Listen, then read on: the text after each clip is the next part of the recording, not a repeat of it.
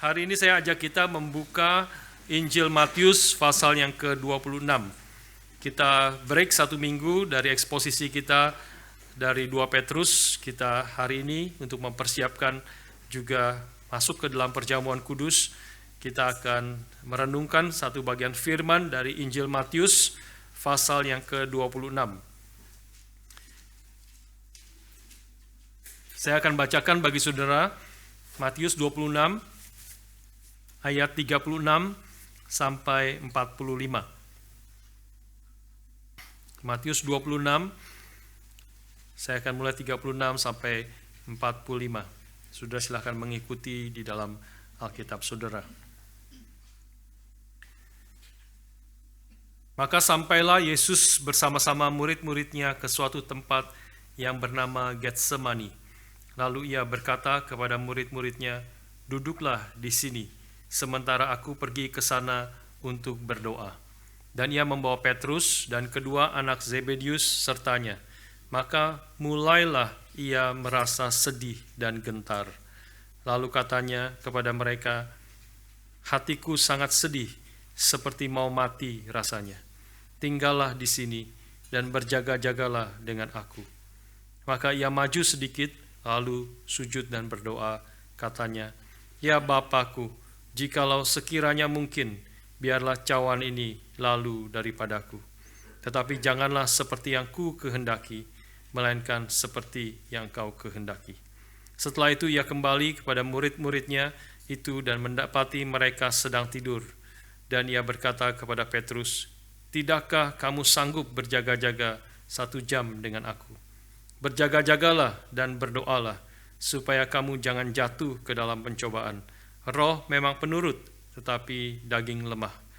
Lalu ia pergi untuk kedua kalinya dan berdoa, katanya, "Ya Bapakku, jikalau cawan ini tidak mungkin lalu, kecuali apabila aku meminumnya, jadilah kehendakmu." Dan ketika ia kembali pula, ia mendapati mereka sedang tidur, sebab mata mereka sudah berat. Ia membiarkan mereka di situ, lalu pergi dan berdoa untuk ketiga kalinya dan mengucapkan doa itu juga. Sesudah itu ia datang kepada murid-muridnya dan berkata kepada mereka, "Tidurlah sekarang dan istirahatlah. Lihat, saatnya sudah tiba bahwa Anak Manusia diserahkan ke tangan orang-orang berdosa." Mari kita berdoa sekali lagi, mohon pimpinan Tuhan. Kami memohon Roh-Mu yang kudus memimpin kami, hadir di tengah-tengah kami, dan membawa kami ke dalam isi hati Tuhan, khususnya ketika kami merenungkan saat yang sangat agung ketika Kristus bergumul di Taman Getsemani. Tuhan begitu limpah dan bahkan melampaui pengertian kami apa yang Engkau alami, ya Tuhan Yesus, di Taman Getsemani. Karena itu ajarlah kami, hanya dengan pertolongan Roh-Mu yang kudus, kami boleh mengerti, paling sedikit kami boleh mencicipi dan menghayati apa yang Kau alami, apa yang Kau kerjakan bagi kami. Tuhan tolong kami dan berkati setiap kami sehingga firman-Mu sungguh-sungguh berbicara ke dalam hati kami, membentuk pikiran kami, dan mengarahkan hidup kami semakin sesuai dengan kehendak-Mu. Berkati kami semua, baik hamba-Mu yang berbicara maupun setiap kami yang mendengar. Dalam nama Tuhan kami Yesus Kristus, kami bersyukur, kami berdoa. Amin. Saudara sekalian, saya ajak kita merenungkan bagian ini sebenarnya dipicu dengan mempersiapkan waktu persekutuan di Monash, ya, tema yang Jumat kemarin dibagikan, tetapi hari ini saya akan membagikan lebih daripada apa yang dibagikan di Monash karena konteksnya juga agak berbeda, ya. Kenapa saya bagikan lagi juga karena saya mempersiapkan lagi, meskipun ini bukan pertama kali saya khotbah bagian ini salah satu tema yang sangat penting dan saya rasa sudah berkali-kali saya khotbahkan, tetapi waktu merenungkan lagi, waktu mempersiapkan lagi, khususnya dengan input daripada buku Tim Keller, Encounter with Jesus. Ini menjadi ada satu kelimpahan, ada satu keindahan yang saya rasa saya harus bagikan kepada saudara-saudara sekalian, dan bukan hanya saudara-saudara yang di Monash yang hanya tidak begitu banyak yang hadir di tempat itu. Saudara sekalian, Matius 26 ini adalah satu bagian yang seperti kita dibawa masuk ke ruang Maha Kudus, ya, satu tempat yang kita tidak akan mengerti, kita akan tidak tahu apa yang terjadi kecuali Tuhan yang memimpin kita untuk mengerti di situ dan membukakannya kepada kita. Ini adalah satu tempat yang sangat kudus di mana Kristus bergumul dengan Bapa. Satu tempat yang tidak ada orang yang mengerti kecuali Tuhan memberitahukan kepada kita. Tapi Tuhan memberitahukan, menyatakan kepada kita di dalam kitab Injil, Matius, Markus, Lukas mencatat doa Tuhan Yesus di Taman Getsemani ini, di dalam pergumulan ini, dan membuat kita semakin menyadari berapa besar akan kasih Tuhan kepada kita. Satu pergumulan yang mendalam, yang sangat menyentuh hati, dan tetapi juga membentuk akan pikiran kita. Nanti kita akan belajar salah satu doktrin yang sangat penting yang diajarkan di dalam bagian ini. Dan yang akan memberi kita juga kekuatan dan penghiburan yang begitu dalam. Kita mulai di dalam ayat yang ke-37, 36 konteksnya, sedikit setting, ayat 37, lalu dia mulai merasa sedih, ya, ayat 37b. Maka ketika dia masuk ke Taman Getsemani bersama 3 muridnya, dia tinggalkan muridnya, atau sebelum ditinggalkan Matius mencatat, maka mulailah ia merasa sedih dan gentar. Lalu katanya kepada mereka, hatiku sangat sedih seperti mau mati rasanya. Tinggallah di sini dan berjaga-jagalah dengan aku. Saudara sekalian, langsung kalimat ini menggambarkan akan pergumulan jiwa yang sangat berat daripada Kristus, sampai seperti mau mati rasanya. Ya, ini adalah satu-satunya kalimat yang Tuhan Yesus katakan dia mengalami seperti ini, ya. Alkitab tadi mengatakan maka mulailah ia merasa sedih dan gentar. Digambarkan ini seperti sesuatu yang terjadi sebelumnya, seperti Tuhan mengalami begitu yakin, begitu mantap, begitu berani menghadapi segala tantangan, kesulitan dan sebagainya. Tetapi di sini satu-satu kalinya dia mulai merasa sedih dan gentar. Artinya seperti sesuatu terjadi di dalam jiwanya, di dalam perjalanan masuk ke dalam Taman Getsemani itu. Markus menggambarkan peristiwa ini dengan kata Kristus mengalami ektambestai, ya, ektambestai dalam bahasa Yunaninya. Itu adalah satu intense emotional state because of something causing a great surprise or great perplexity. Jadi satu pergumulan emosi yang sangat berat, ya, yang sangat intens di dalam diri Kristus ketika dia mulai mengalami masuk ke dalam Taman Getsemani ini, masuk di dalam pergumulan ini. Saudara, ini kita perlu mengerti, ya, siapa yang mengatakan ini. Ya, ini adalah Yesus Kristus, Anak Tunggal Allah. Ya, ini bukan orang yang kadang-kadang kita ketemu orang yang suka ngomongnya ekstrim gitu, ya, kejepit tangannya terus aduh sakitnya seperti mau mati begitu, ya. Ini bukan orang seperti itu. Ini adalah Kristus, ini adalah Anak Tunggal Allah yang menegur murid-muridnya yang ketakutan ketika murid-muridnya sudah hampir mati, betul-betul hampir mati di tengah badai. Para nelayan yang sangat berpengalaman, tetapi kemudian badai datang di Danau Galilea dan menggoyang mereka. Mereka berusaha mempertahankan supaya mereka tidak terbalik, dan mereka tahu sekali sebentar lagi akan terbalik ini. Badai begitu berat dan mereka ketakutan, mereka membangunkan Yesus, Guru, kenapa engkau tidak pedulikah engkau kalau kami mati, kami binasa, kita binasa. Maka Tuhan Yesus berdiri dan menenangkan badai, tenanglah, dengan satu kata badai pun tenang. Dan Alkitab dan Tuhan Yesus kemudian mengatakan kepada murid-muridnya, "Mengapa engkau begitu takut?" Mengherankan. Dia keadaan yang betul-betul takut, keadaan yang betul-betul siapapun akan takut menghadapi badai itu. Siapapun ini betul-betul sudah mau mati mereka sebentar lagi kalau tidak ada pertolongan Tuhan. Tapi Tuhan menenangkan badai dan bertanya kepada mereka, "Mengapa engkau begitu takut?" Maksudnya dalam keadaan itu pun sebenarnya mereka tidak seharusnya takut. Tidak seharusnya takut. Kalau ada Tuhan di situ, ada penyertaan Tuhan di situ. Dan Tuhan Yesus menghadapi itu dengan tenang. Ketika dia bertemu dengan pemimpin-pemimpin, bertemu dengan Herodes, bertemu dengan penguasa-penguasa agama saat itu yang mencaci maki, yang menuduh dia, yang menghakimi dia dengan berdiri, dengan tegak, dengan tenang, dan menghadapi orang yang mempunyai kuasa untuk menghukum mati dia.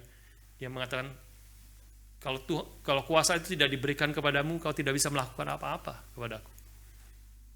Dia adalah Tuhan Juru Selamat yang menghadapi segala sesuatu dengan tenang, dengan wibawanya, dengan kuasanya. Tetapi sekarang dia gentar dan takut, seperti mau mati rasanya.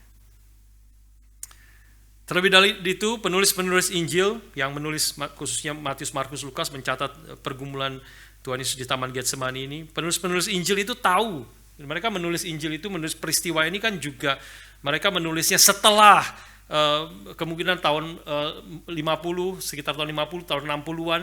Maksudnya setelah Kristus mati, bangkit, naik ke surga, Roh Kudus turun, dan murid-murid gereja mulai menyebar. Ya, jadi ditulis di dalam zaman itu, di dalam gereja permulaan. Artinya apa? Artinya murid-murid sudah melihat bagaimana murid-murid Kristus itu menghadapi kematian dengan berani. Salah satu yang menjadi sesuatu yang mengherankan bagi orang-orang dunia ini, termasuk orang-orang Roma yang berkuasa pada zaman itu di daerah Israel, Palestina dan sebagainya. Mereka sangat-sangat gentar melihat orang-orang Kristen karena orang-orang Kristen itu berani menghadapi apapun, berani menghadapi rajaman batu, berani menghadapi akan dibakar hidup-hidup, berani menghadapi singa. Ketika di dalam zaman Roma mereka dilempar ke Kolosium dan kemudian menghadapi singa di situ. Mereka berani menghadapi, mereka bahkan memuji Tuhan di dalam saat-saat dibunuh, dicabik-cabik oleh singa dan dibakar hidup-hidup. Mereka memuji Tuhan.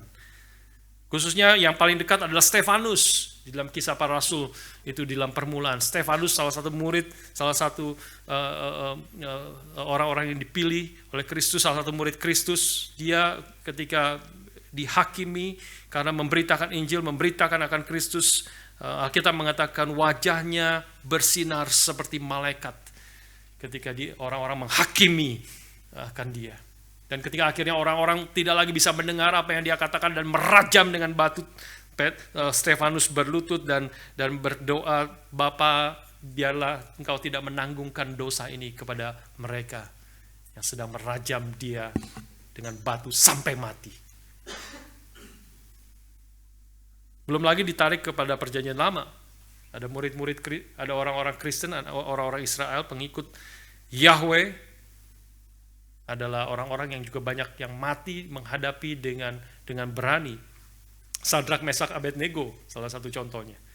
Bagaimana ketika dia diperhadapkan dengan api yang menyala-nyala dan Nebukadnezar mengatakan, "Bersembah sujud, berlututlah di hadapan patung yang gagah, yang agung yang telah aku dirikan ini. Sujud sekali dan kamu akan bebas. Tapi kalau tidak, kau akan dilemparkan ke perapian yang menyala-nyala dan Tuhan Allah siapa yang bisa melepaskan kamu dari tanganku?"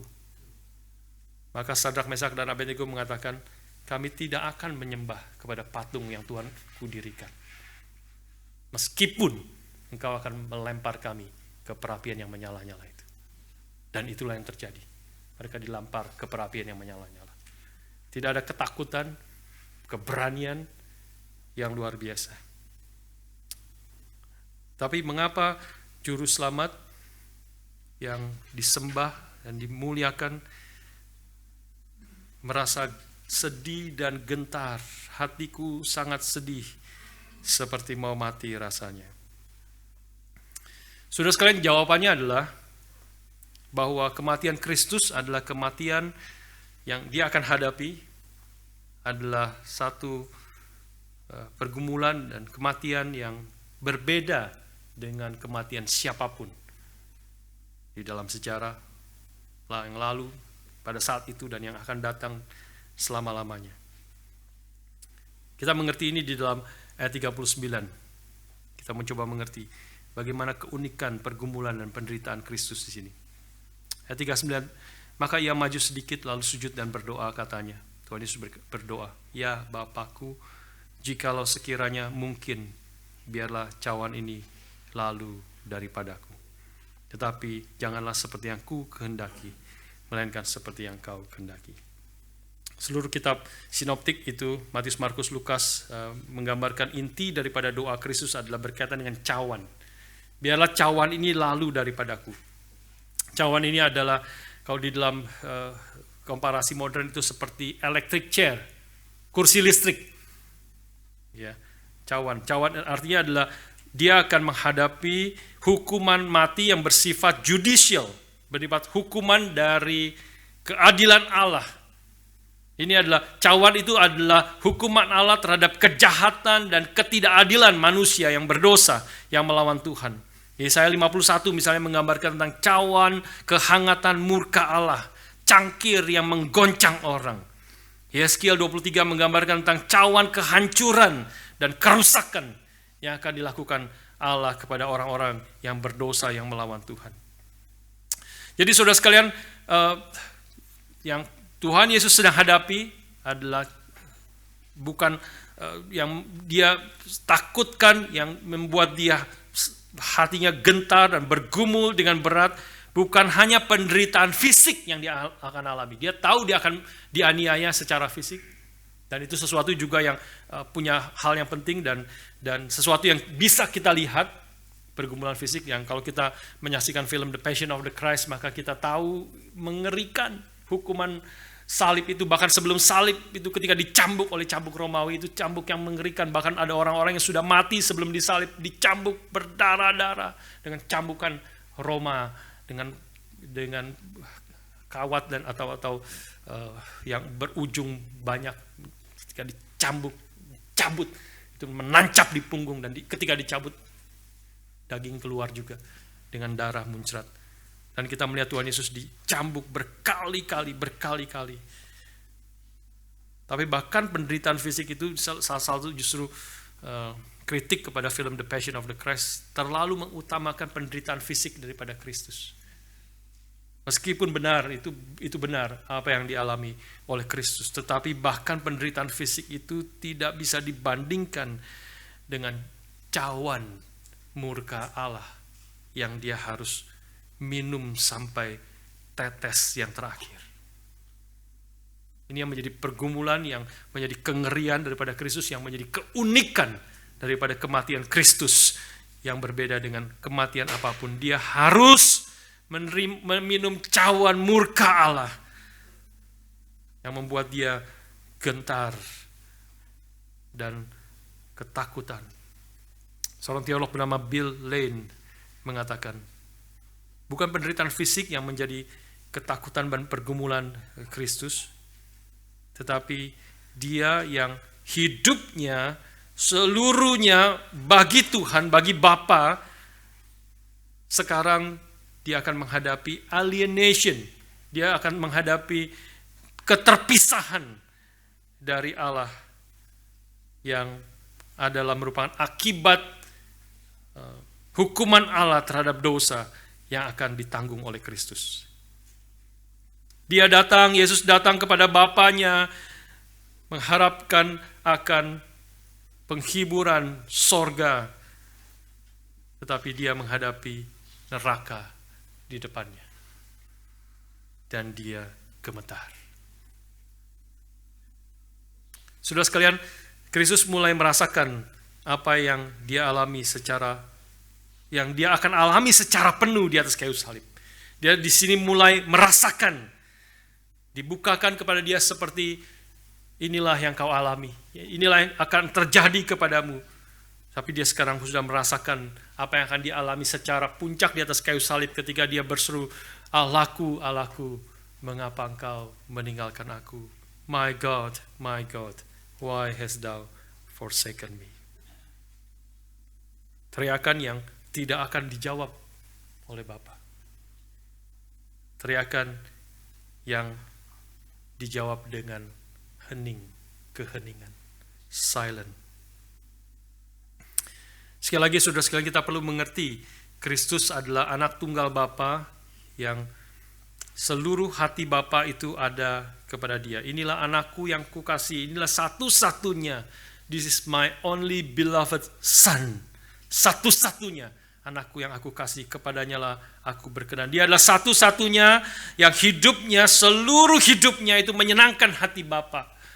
Tidak ada dalam pikirannya, perkataannya, hatinya, perbuatannya yang melawan Tuhan, melawan Bapanya.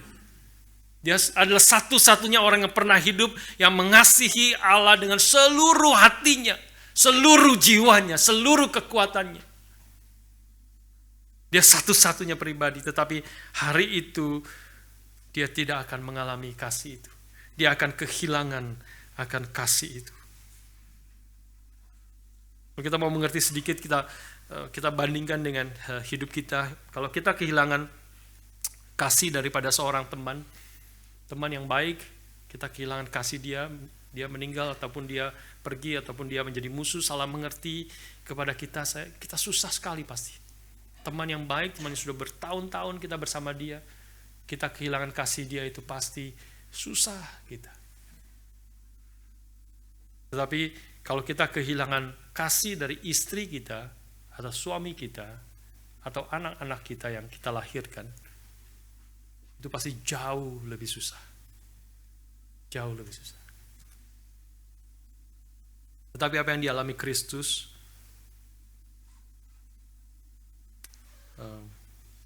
dibandingkan dengan kita kehilangan kasih suami atau istri, kasih suami atau istri itu adalah seperti setetes air di dalam lautan, dibandingkan dengan kasih Bapa kepada anak. Dan inilah yang dialami Kristus. Dia kehilangan kasih yang kekal itu. Bahkan lebih daripada itu. Bukan hanya dia kehilangan kasih daripada Bapa, dia sekarang menerima murka dari Bapa. Lukas menulis Kristus itu in agony, di dalam agony, kesusahan, kesakitan yang begitu dalam. Dan sewaktu dia berdoa, keringatnya itu bertetesan seperti darah. Lukas mencatat. Terus Jonathan Edwards, nanti saya akan kutip juga beberapa dari tulisan Jonathan Edwards, dia mengatakan, the conflict in Christ's soul in this view of his last suffering was dreadful beyond all expression or conception. Konflik di dalam jiwa Kristus di Taman Getsemani, dalam penderitaan ini, sesuatu yang mengerikan, melampaui apa yang dapat kita ekspresikan dan mengerti. Inilah yang dialami oleh Kristus. Nah, sekarang kita akan melihat di dalam kaitan dengan khususnya 39b dan seterusnya, dalam konteks seperti tadi saya katakan, satu doktrin yang penting, yang harap membentuk pikiran dan juga hati dan jiwa kita, tetapi agak jarang kita bicara secara eksplisit, sering dibahas secara implisit sebenarnya. Kemarin juga pendeta Jimmy membahas secara implicitly, sebenarnya sudah ada, dan saya juga berkali-kali mengatakan doktrin yang doktrin yang penting secara implicitly, tetapi kita akan bahas secara eksplisit apa artinya tentang ketaatan Kristus yang pasif dan yang aktif. Nah, kita mau pikirkan doktrin yang penting ini, the passive and active obedience of Christ, ya, dalam kaitan pergumulan dia di Taman Getsemani. Ketaatan yang pasif maksudnya itu apa? Ketaatan pasif Kristus. Inilah dua-duanya yang akan menyelamatkan kita. Ketaatan Kristus yang pasif dan aktif bagi kita. Pasif maksudnya apa yang pasif? Yang pasif adalah Kristus menerima hukuman yang seharusnya kita terima. Jadi secara pasif dia menerima ya hukuman yang seharusnya kita terima, dan dia menerima kematian yang seharusnya kita terima. Ini the passive obedience of Christ, ya, dimengerti secara dalam teologi reform sebagai the passive obedience of Christ. Tetapi yang active obedience of Christ adalah dia bukan hanya menerima, itu pasif, menerima hukuman, menerima kematian yang seharusnya kita terima, tetapi dia secara aktif menjalani hidup yang seharusnya kita jalani. Nah, ini dua hal yang penting, ya. Pasif dia menerima hukuman, menerima kematian. Aktif adalah dia menjalani hidup yang seharusnya kita jalani. Dan kedua-duanya, active obedience of Christ dan passive obedience of Christ, itulah yang menyelamatkan kita yang ada di dalam Kristus. Nah, ini kita belum pernah membahas atau jarang membahasnya secara eksplisit. Secara implisit sudah banyak sekali di dalam. Misalnya lagu-lagu yang kita juga kurang menyadari, ya, hari Jumat kemarin kita nyanyi lagu tentang He lives because He lives. Because He lives, ya. Salah satu kalimatnya adalah He lived and died to buy my pardon. Sudah ingat lagu itu? Ya. He lived and died. Dia bukan hanya mati untuk menebus kita, tapi dia juga hidup untuk menebus dosa kita. He lived and died. Dia sudah hidup, dan hidupnya hidup yang benar, hidup yang berkenan kepada Tuhan, hidup yang akan menyatakan kasih yang begitu besar, yang seharusnya menerima kasih yang begitu besar dari Allah.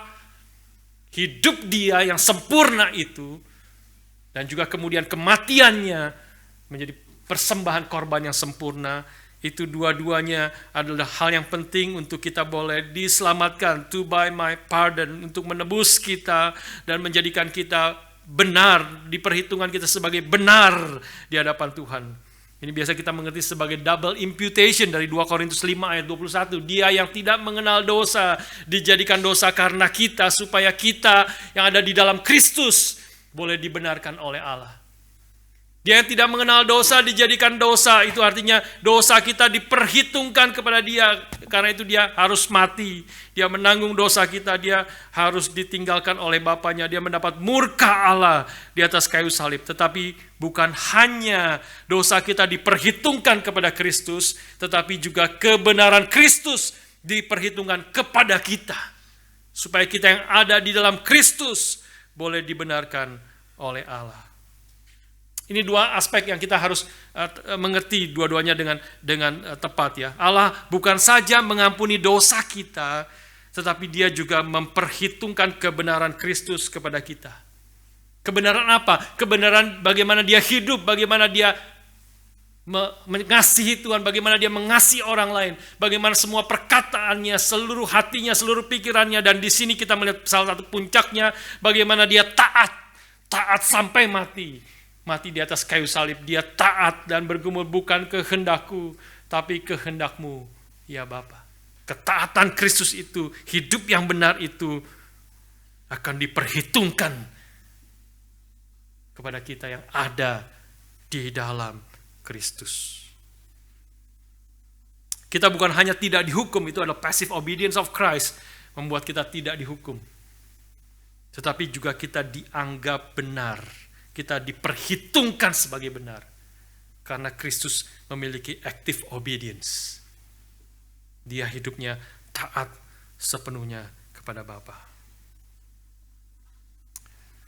Sangat penting untuk kita mengerti dua aspek ini, saudara sekalian, karena kalau hanya kita menerima passive work of Christ, pekerjaan ketaatan yang pasif, itu menjadikan kita tidak dihukum. Tapi kalau kita tidak menerima dan mengerti His active obedience bagi kita juga, kita tidak yakin, meskipun kita tidak lagi dihukum, kita tidak yakin, tidak ada kepastian bahwa kita juga dikasihi oleh Bapa, bahwa Bapa berkenan kepada kita yang ada di dalam Kristus. Bapa berkenan dan senang kepada kita. Saudara sekalian, active obedience ini berbicara tentang Kristus yang seumur hidupnya, seperti tadi saya sudah katakan bahwa dia adalah seumur hidupnya mengasihi Bapa, seumur hidupnya dia taat seluruhnya kepada Bapa. Seumur hidupnya dia mengasihi Bapa dengan setiap aspek daripada jiwanya, daripada kehendaknya, daripada emosinya, daripada pikirannya. Dia mengasihi Bapa dengan segenap hati, segenap kekuatan, segenap pikiran dan jiwanya. Karena itulah Bapa melihat anak dan mengatakan, di dalam dialah, inilah anakku yang kukasihi, kepadanya lah aku berkenan. In whom I am well pleased. Aku senang, aku bahagia, karena hatiku ada di dalam dia. Seluruh hidupnya menyenangkan Bapa. Seluruh hidupnya taat sepenuhnya, 100%. Dia dicobai, mengalami banyak tantangan, kesulitan, tekanan, tapi dia tidak pernah berdosa. Dia terus taat. Dia terus taat. Karena itu dia adalah satu-satunya orang yang layak menerima pujian, hormat, berkat, kemuliaan, kuasa. Dia satu-satunya orang yang berhak menerima kasih Allah yang penuh. Dan inilah kasih Allah yang penuh, inilah pujian, hormat, berkat, inilah yang dia berikan kepada kita yang ada di dalam Kristus. Ini sesuatu yang mengagumkan, sesuatu yang mengherankan. Ini adalah kasih karunia di atas kasih karunia. Ini adalah kasih di atas kasih yang Tuhan berikan kepada kita. Kita melihat di sini bagaimana Kristus di Taman Getsemani, dia bergumul dengan dua-duanya, ya.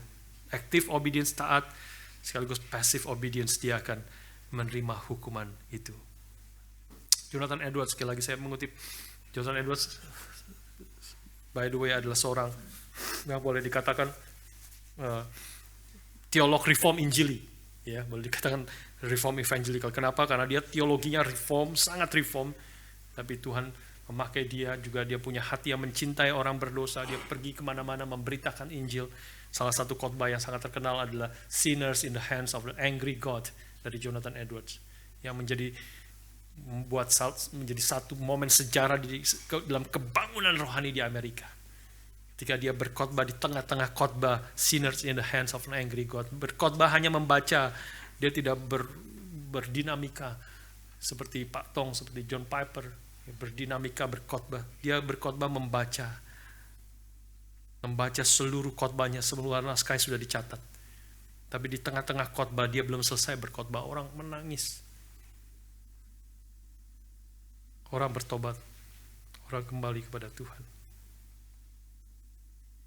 Saudara sekalian, di dalam salah satu tulisannya Jonathan Edwards berjudul Christ Agony, dia memberi gambaran yang sangat indah, sangat membaca, memang begitu kreatif dan begitu dalam imajinasi dan pemikiran Jonathan Edwards. Dia memberi gambaran yang sangat indah dan menggentarkan di dalam peristiwa Taman Getsemani ini. Dia mengatakan begini, Kristus di Taman Getsemani ini seolah-olah dibawa oleh Allah ke dalam mulut perapian yang menyala-nyala, yang jauh lebih panas dan mengerikan dari perapian yang dialami Sadrak, Mesak, dan Abednego. Supaya dia melihat dan menyadari penuh penderitaan yang akan dia alami kalau dia memilih dengan rela masuk ke dalam perapian yang menyala-nyala itu. Lalu Jonathan Edwards membayangkan, berimajinasi, ya, imajinasi yang indah. Ini imajinasi yang harus yang indah itu imajinasi yang di dalam kebenaran dan ditaklukkan kepada firman, membawa kita makin mengerti dan berbicara kepada hati kita. Dia membayangkan apa yang ada di dalam pikiran Kristus ketika dia bergumul seperti mau mati rasanya dan melihat murid-muridnya tidur. sementara dia mengalami pergumulan terberat dalam hidupnya. Mungkin saja Tuhan Yesus bergumul seperti ini. Mengapa aku harus menyerahkan diriku ke dalam murka Allah yang bernyala-nyala demi mereka yang tidak mengasihiku? Aku yang setelah menikmati kasih Bapa seumur hidupku, bahkan sejak kekekalan, mengapa aku harus kehilangan kasih itu, sesuatu yang paling berharga itu, untuk mereka yang sekarang bahkan tidak bisa berdoa untuk aku dalam pergumulan yang paling berat yang aku sedang hadapi. Mereka tidak layak menerima semua pengorbanan kasihku. Mereka tidak pernah layak menerima kasihku. Kalau Kristus mengatakan itu, berpikir seperti itu, maka dia mengatakan sesuatu yang benar dan tidak salah kalau dia mundur dari kengerian cawan murka Allah itu. Tidak salah sama sekali. Tapi puji Tuhan, dia tidak mundur dari cawan murka Allah. Dia tidak mengatakan seperti yang tadi diimajinasikan Jonathan Edwards. Tapi sebaliknya dia mengatakan, bukan kehendakku. Dia sebelumnya mengatakan, kalau boleh cawan ini lalu daripadaku, jikalau mungkin, tapi bukan kehendakku, melainkan kehendakmu yang jadi. Jonathan Edwards melanjutkan, his sorrow abounded, but his love did much more abound. Those great drops of blood that fell down to the ground were a manifestation of an ocean of love in Christ's heart. Saudara, kalau mau cari buku-buku yang baik, salah satu cari buku Jonathan Edwards. Ya.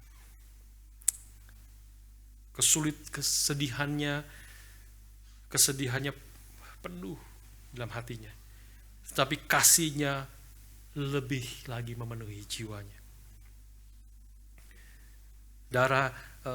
Tetesan darah atau keringat yang bercucuran seperti darah. Ada yang mengatakan mungkin sekali juga itu betul-betul darah, karena dalam kesulitan yang begitu besar, stres yang begitu dalam, maka bisa ada dalam sejarah pernah terjadi, maka pembuluh-pembuluh darah itu bisa pecah sehingga bisa mengalir betul-betul seperti darah. Tapi apapun, apakah keringat yang bercucuran seperti darah atau darah itu yang keluar, adalah manifestasi daripada lautan kasih di dalam hati Kristus. Saudara sekalian, Tim Keller mengatakan bahwa Yesus adalah satu-satunya manusia yang kepadanya dikatakan, jika engkau taat kepada Bapa, engkau akan dikutuk. Jika engkau taat kepada Bapa, melakukan ini, meminum cawan murka Allah, Allah akan meninggalkannya dan mengirim jiwanya ke neraka. Dia satu-satunya orang. Sepanjang Alkitab, seluruh Alkitab mengingatkan kepada kita, termasuk kepada Adam. Ketika dia taat, kalau engkau taat, Allah sudah memberikan begitu banyak kebaikan. Dan kalau engkau taat, tidak memakan buah dari pengetahuan baik dan jahat ini, maka engkau akan menikmati persekutuan dengan Allah selama-lamanya. Maka engkau akan diberkati, akan dikasihi. Dan semua orang yang akan mengikut Tuhan juga diberikan janji yang sama. Tapi Kristus adalah satu-satunya pribadi yang dikatakan, kalau engkau mentaati aku, maka engkau akan ditinggalkan dan engkau akan dikutuk oleh Allah.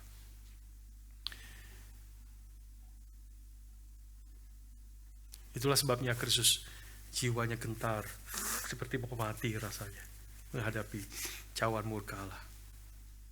Tapi kita bersyukur kepada Tuhan bahwa dia tetap taat. Tetap taat di sini. This is the active obedience of Christ. Mengapa? Mengapa dia tetap taat? Karena tidak ada jalan lain dan tidak ada jawaban lain.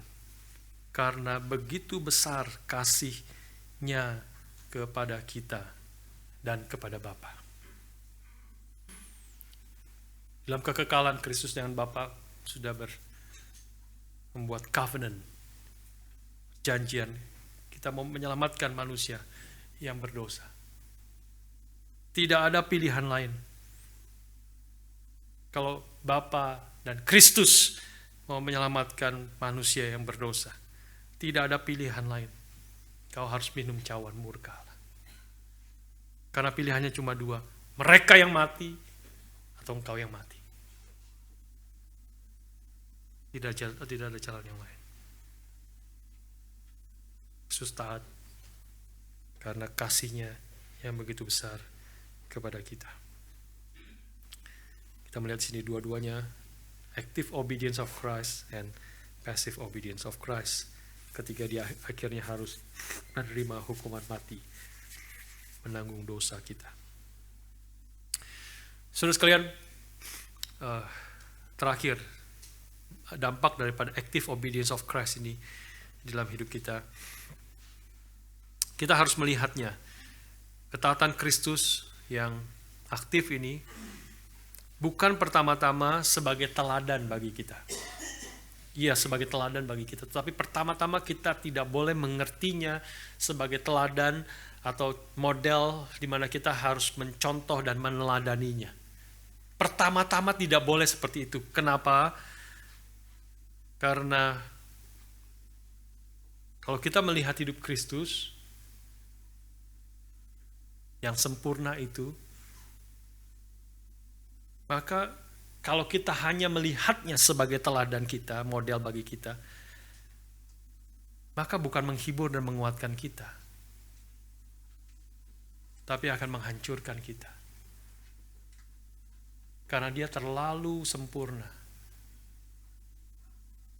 Dia terlalu perfect. Semua yang dikerjakan berkenan kepada Tuhan. Kita akan condemn diri kita, melihat diri kita dengan jujur kepada Kristus. Mati saya. Siapa saya? Habislah saya. Dan bagaimana saya berjuang, saya tidak akan bisa seperti Kristus sepenuhnya. Mengasihi Tuhan dengan segenap hati, segenap jiwa. Banyak kesalahan, banyak dosa, banyak ketidakkonsistenan, kontradiksi di dalam hidup kita.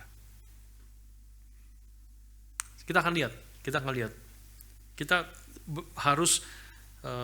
akan lihat contoh di dalam Taman Getsemani.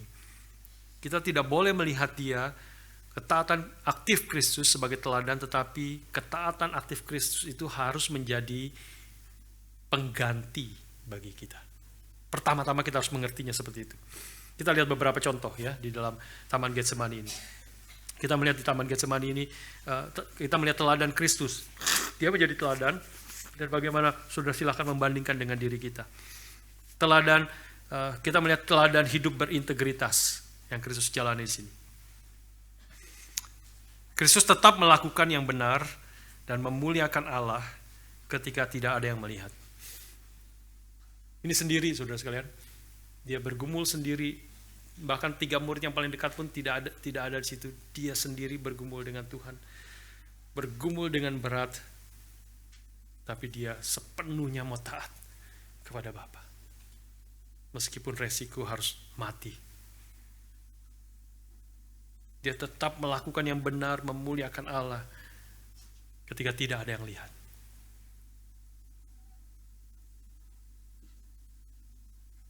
Kalau kita melihat hidup kita, apakah kita seharusnya ada waktu-waktu seperti itu, tetapi apakah selalu hidup kita ketika kita sendiri, tidak ada yang melihat?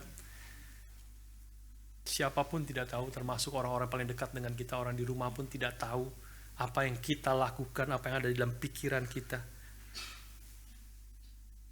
Apakah kita sungguh hidup selalu di dalam integritas berkenan kepada Tuhan. Kedua, kita melihat teladan doa. Kristus berdoa dengan sungguh-sungguh, seumur hidupnya dia berdoa. Berkali-kali dalam Alkitab mengatakan pagi-pagi benar dia keluar. Ketika hari masih gelap, dia bangun dan dia berdoa pada Bapanya. Artinya secara setiap pagi dia memiliki persekutuan yang indah dengan Bapanya.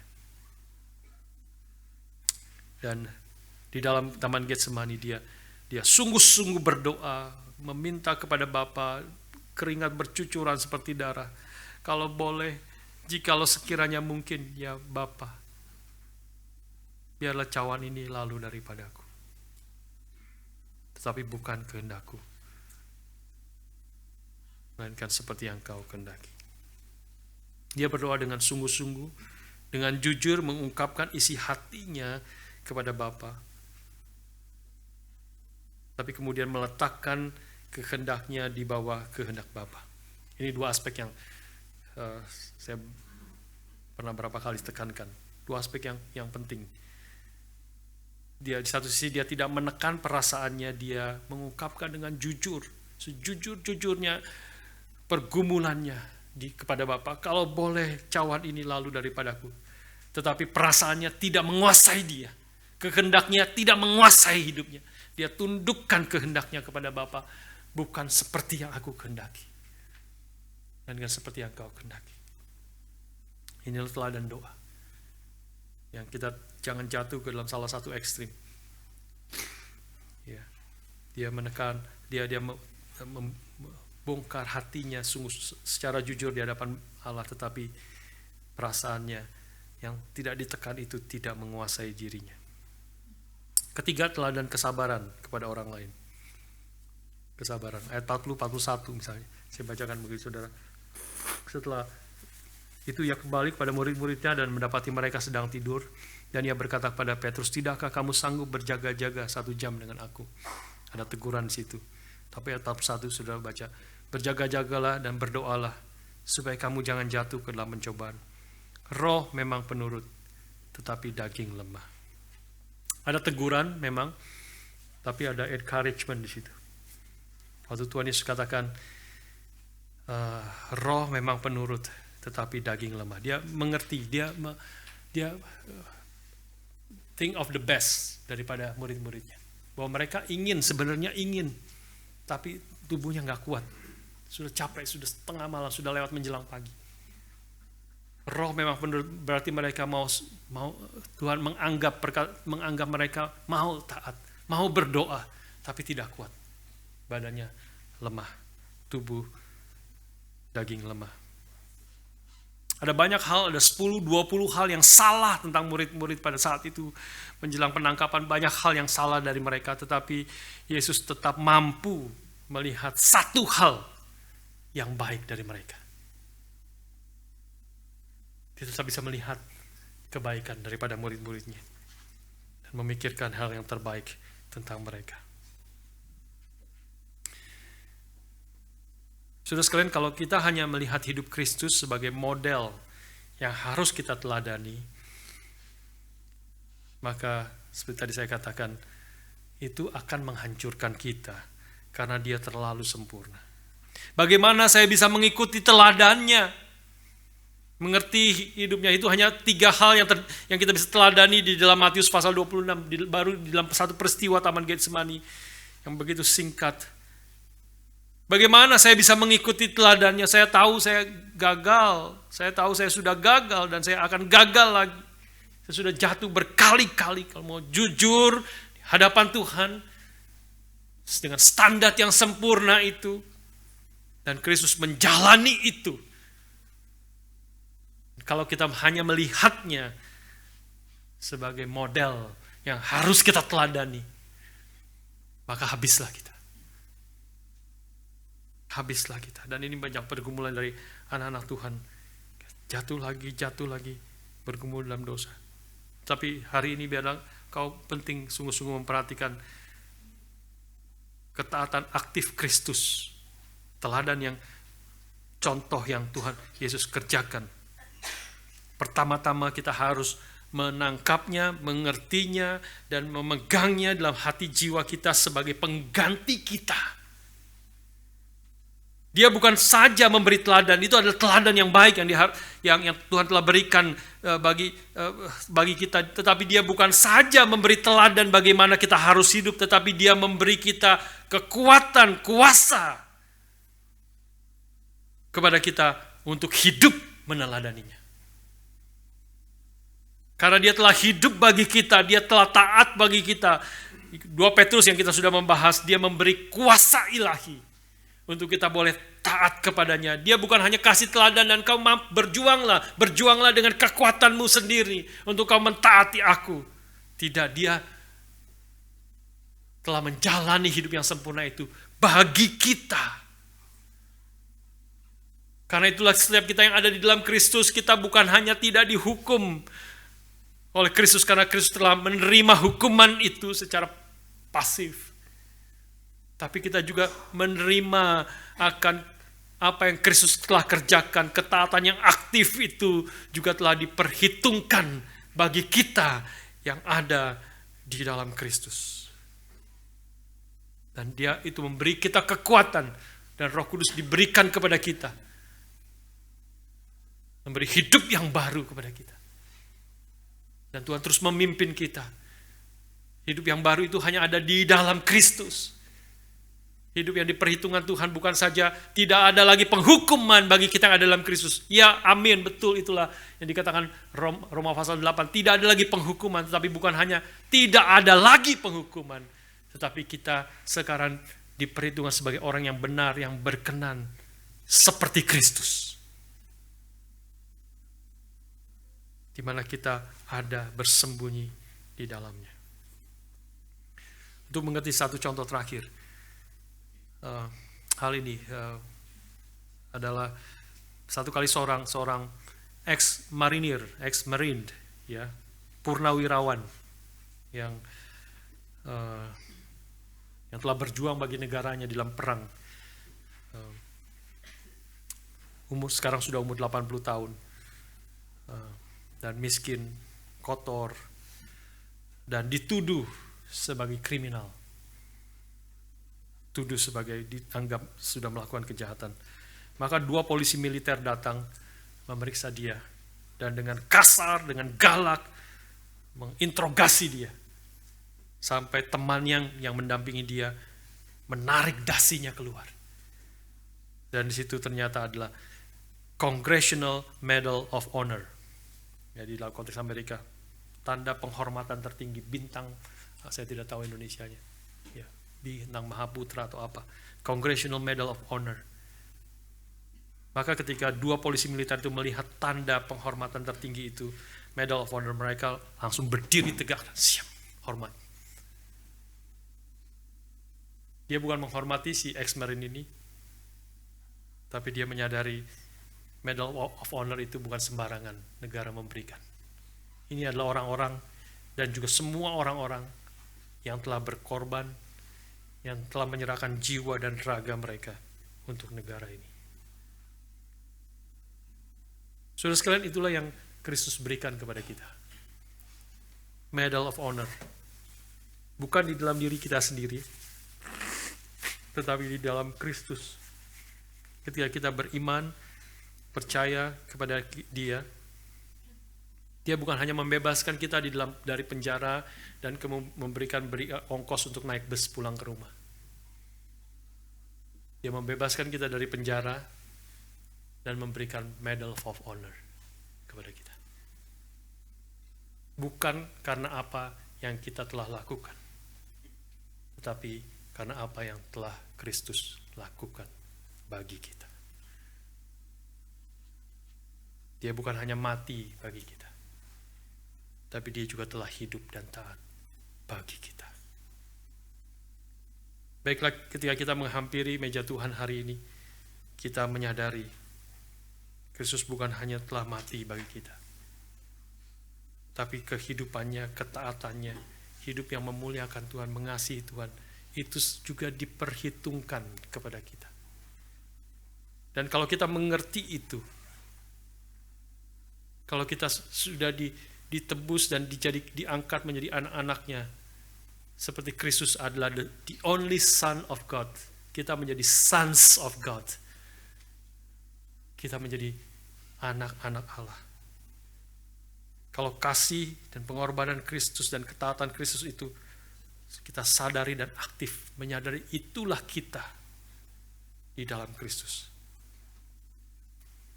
Maka itu akan mendorong kita, memberi kekuatan kepada kita untuk kita hidup meneladani Kristus. Meskipun tidak sempurna, di dalam dunia ini pasti kita tidak sempurna. Ada hal-hal yang masih belum sempurna, kita masih ada dosa. Tapi kesadaran, pengertian bahwa Kristus bukan hanya telah mati bagi kita, tapi dia juga telah hidup bagi kita, mendorong kita untuk menjadi orang-orang yang berdoa bersandar kepada Tuhan. Mendorong kita untuk menjadi orang-orang yang hidup di dalam integritas. Tidak ada orang yang melihat hidup kita adalah benar, tetap benar seperti di hadapan orang banyak. Kita akan mengasihi orang-orang lain di dalam ketidaksempurnaan dosa, kesalahan mereka. Kita tetap mau melihat ada hal yang baik dari orang-orang itu. Apalagi dari saudara-saudara seiman yang sama-sama berdosa, yang sama-sama tidak sempurna, tapi kita boleh memperhitungkan, melihat ada hal yang baik, menghargai mereka, mengasihi mereka, mendorong lagi, ayo maju bersama-sama, melakukan apa yang menjadi kehendak Tuhan, karena kita adalah orang-orang yang sudah dibenarkan di dalam Kristus. Hidupku bukan aku lagi, tapi Kristus yang hidup di dalam aku. Ketika menghampiri meja Tuhan hari ini, kita datang dengan hati yang penuh syukur dan minta Tuhan kekuatan pertolongannya untuk kita sungguh-sungguh menghidupi panggilan Tuhan, apa yang Tuhan telah kerjakan bagi kita, dan hidup taat kepada Tuhan seumur hidup kita. Mari kita siapkan hati kita untuk menerima perjawaban pada pagi hari ini. Kita berdoa sekali lagi.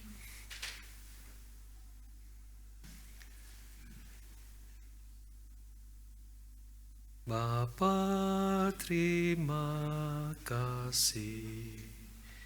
Bapa, terima kasih. Bapa di dalam surga, puji terima kasih.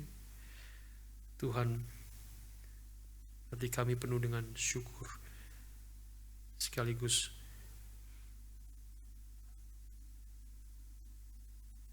menyadari akan dosa dan kesalahan kami. Tapi kasih-Mu, pengorbanan-Mu, kehidupan-Mu, ketaatan-Mu yang aktif dan yang pasif, biarlah sungguh-sungguh membuka hati kami, membongkar hal-hal yang salah, menguatkan, menghibur kami, untuk kami boleh hidup terus makin setia kepada Tuhan, karena Engkau terlebih dahulu Tuhan Yesus yang telah setia pada Bapa dan setia dalam hidupnya menanggung akan dosa kami. Tuhan pimpin, berkati ketika kami menerima roti dan cawan yang menunjuk kepada tubuh dan darah-Mu yang diserahkan bagi kami, yang dicurahkan bagi kami.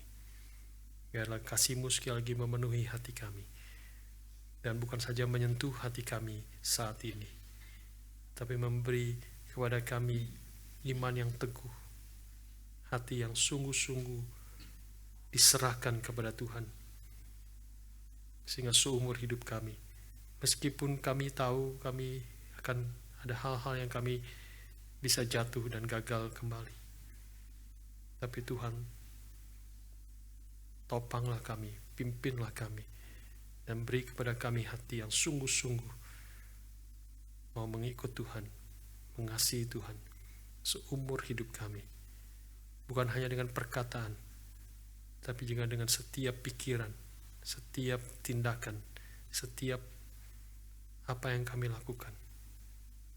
Boleh memperkenan Tuhan, boleh mengasihi Tuhan, dan mengasihi sesama kami, seperti kami mengasihi diri kami. Berkati kami dan pimpinlah setiap kami ya Tuhan.